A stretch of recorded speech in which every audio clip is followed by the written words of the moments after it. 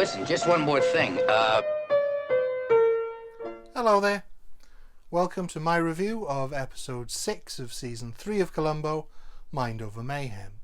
First broadcast on February the 18th, 1974 on NBC. It was written by returning writers Stephen Bochco, Dean Hargrove and Roland Kibbe, based on a story by TV sci-fi writer Robert Specht. It was directed by Alf Shallin, in his first of 2 directing jobs on Columbo. Shallin was born on February the 28th, 1920 in Lund, Sweden. He was mostly known as an actor in his own country before taking on TV and film roles in the US, at the same time working as a director, often directing shows he had acted in, such as Mission Impossible and The $6 Million Man. He died on April the 5th, 1988. He was 68. The episode begins on a shot of Dr. Marshall Cahill, played by Jose Ferrer. Ferrer was born Jose Vicente Ferrer de Otero y Cintron on January the 8th, 1912 in San Juan, Puerto Rico. He moved to New York as a child and went to school in Switzerland. He performed in theatre in the mid-30s before turning to directing for the theatre in the early 40s, whilst continuing to act. He began acting in film in the late 40s, and his star continued to rise from there, gaining fame for playing Cyrano de Bergerac in the film of the same name. He would go on to play Toulouse-Lautrec in Moulin Rouge, appear with Humphrey Bogart in the Caine Mutiny, amongst other film projects. In the 70s he moved into television, including this appearance in Columbo. In the 80s he would make an appearance in Magnum P.I., where his real-life son Miguel would play the younger version of his character. Jose died on January the 26th, 1992. He was 80. Cahill is enjoying a cigar in front of a huge computer, while various technicians and military figures are working in other rooms. He continues to observe the computer simulation before being interrupted by a message from Dr. Howard Nicholson, played by Lew Ayres. When Cahill goes to see Nicholson, Nicholson says Cahill's son Neil will not be getting the Scientist of the Year award because he plagiarized his results, and if he doesn't admit the theft and turn down the award, Nicholson will expose him. Cahill tries to bribe Nicholson but fails. What will it take to get you to forget the whole thing? Well, if Neil himself does not confess, there is no power on earth could induce me to keep the lid on this. Cahill goes to see his son Neil, sadly not played by Miguel this time, but by Robert Walker Jr., probably best known for a standout role in the original Star Trek series as Charlie Evans.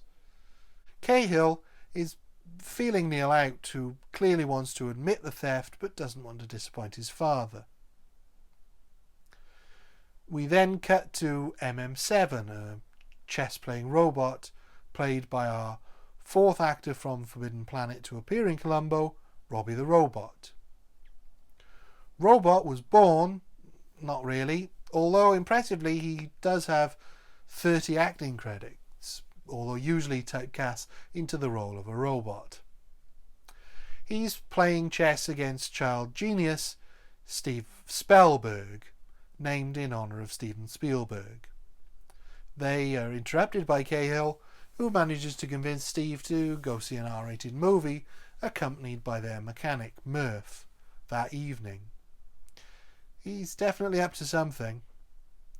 He then steals a set of keys from the carpool and returns to his work.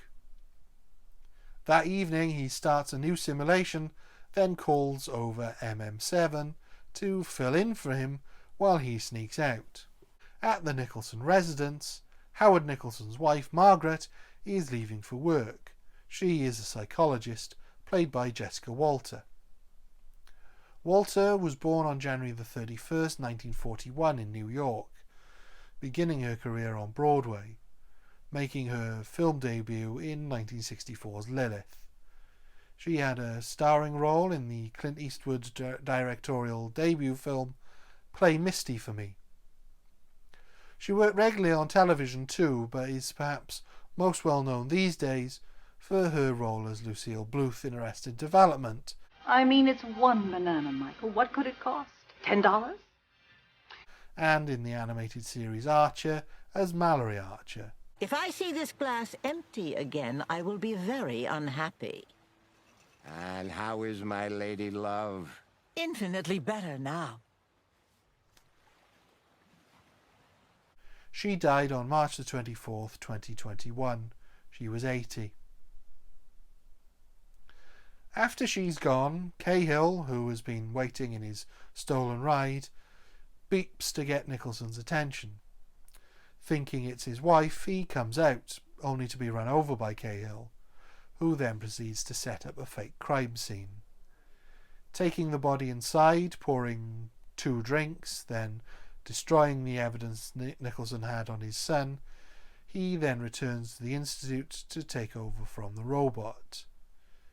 He ends the simulation and leaves with everybody else. He fake accidentally backs his car into the one he used to disguise the damage from the hit and run. We then get a fun introduction to Columbo, where we think he's with the dean of the institute, but he's actually at Dog University with Dog, who is not a good student.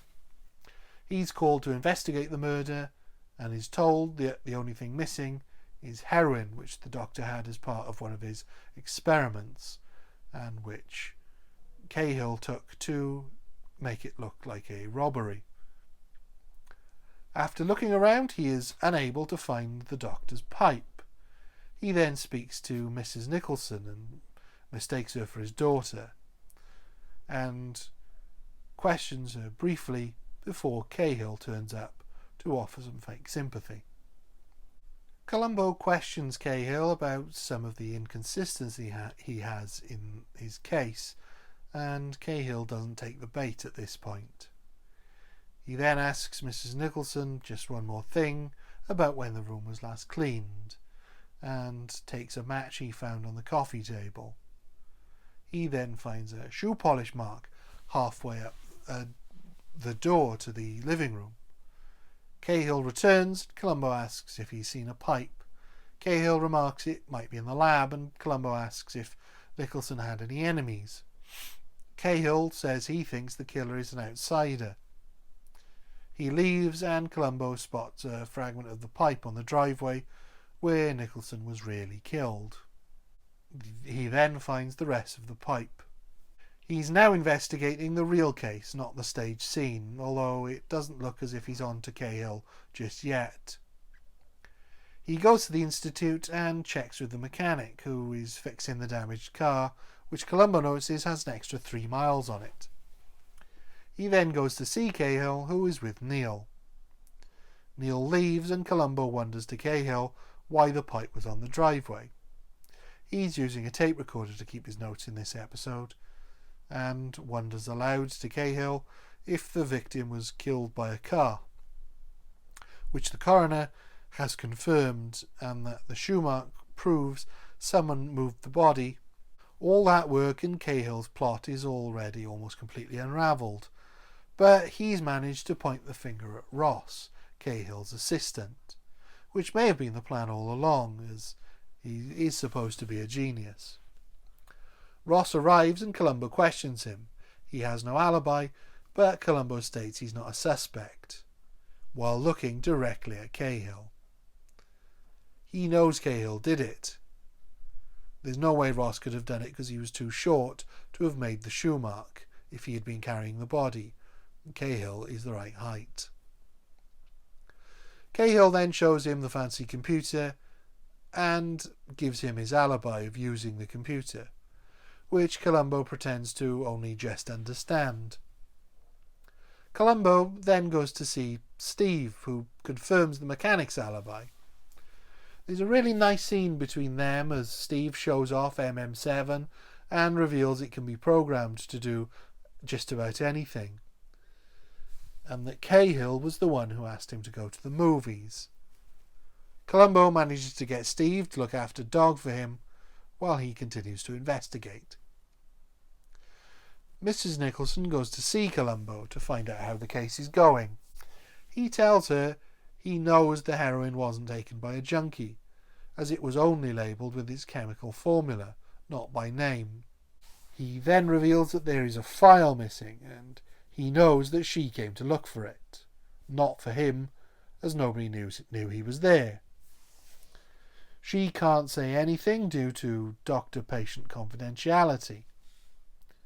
Columbo then goes to see Neil and pretty quickly works out that Neil is the patient she was talking about. Neil also doesn't have an alibi, and then Mrs. Nicholson arrives just as Columbo leaves. The scene between Mrs. Nicholson and Neil is a little melodramatic for Columbo, but she encourages Neil to confess to the plagiarism. Neil does, but only to his father. Cahill convinces him to keep quiet as it gives Neil a motive, but also because it really gives Cahill a motive. Columbo is back with Steve to see if the computer can work out who did it, but it can't. He does find out that the robot can be programmed to do the work of a computer. As Cahill is giving a tour of the simulation room, a simulation starts and he goes to investigate. Columbo, Steve and MM7 are the ones running the program.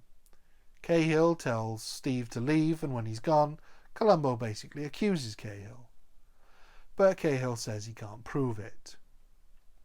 We get a brief glimpse of Columbo seemingly beaten, but in the next scene he calls Neil to ask about the plagiarised research. Cahill is also there and tries to warn Columbo off. Columbo is back with Steve. Apparently the writer's latest attempt to give Columbo a sidekick like the studio wanted, but not the sidekick the studio actually wanted. As Cahill gets off a plane, he is harangued by reporters because Neil has come clean.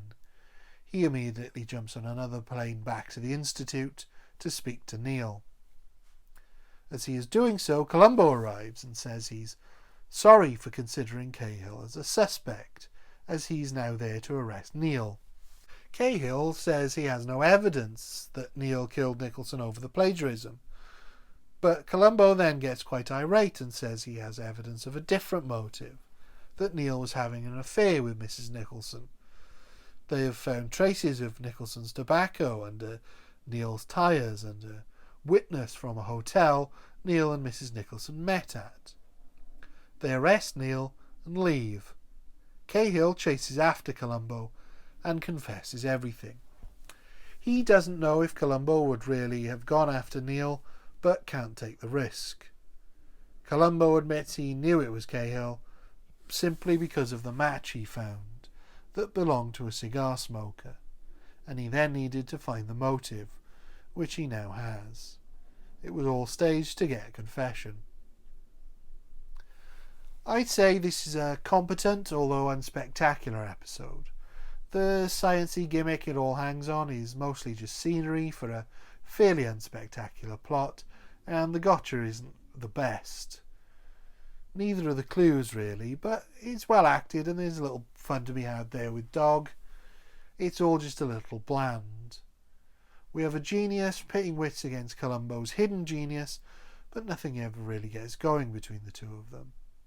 There is no real battle of wits, and the addition of a tape recording notes serves no real purpose. It's all just a bit flat. For that reason, I'd rate this 3 out of 5, the definition of average.